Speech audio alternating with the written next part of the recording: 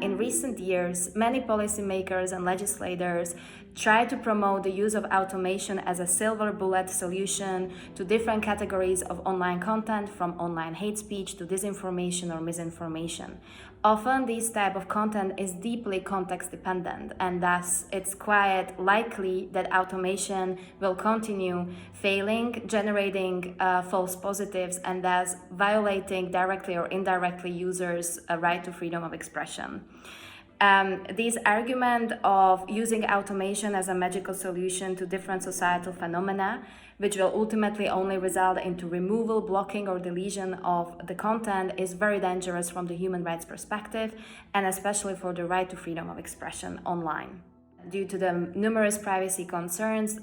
human moderators who actually moderate the user-generated content for the platforms cannot work from home. Hence, that means that majority of the platforms had to start relying more and more on automation and content recognition technologies. Already at the beginning of the global health crisis, there was the case when Facebook started, or the automated measures used by Facebook started marking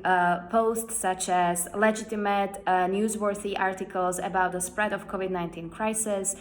to even outreaching campaigns as a spam, and consequently this content was restricted. Later on, the Facebook officials explained that this was just a bug in automated systems, but if anything, it shows us clearly in a bright daylight the shortcomings of automation. These shortcomings are very often connected to their blindness towards contextual background of the post in questions, which means that automation cannot understand and interpret context that is directly linked to the post, not even the intention of the user, or even stuff like linguistic or sociological or political context of the post in question.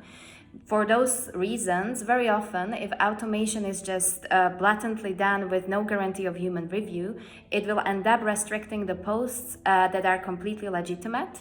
and that means that will ultimately result in illegitimate restrictions on the right of freedom of expression of online users.